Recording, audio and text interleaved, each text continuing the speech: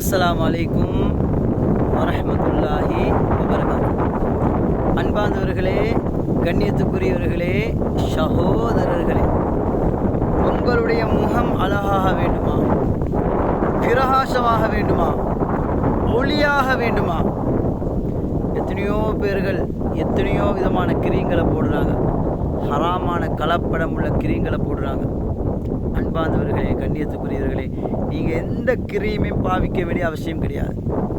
நீங்கள் செய்ய வேண்டிய ரெண்டு வேலை. ஒன்று, விடாமல் தஹஜ்ஜு தொழ வேண்டும். ரெண்டாவது, ஒரு குர்ஆன் ஆயத்துக்குது. அது என்ன குர்ஆன் ஆயத்து? ரப்பனா அத்மிம் லனா நூரனா வக்ஃபிர் லனா இன்னக அலா குல்லி ஷைஇன் கதீர்.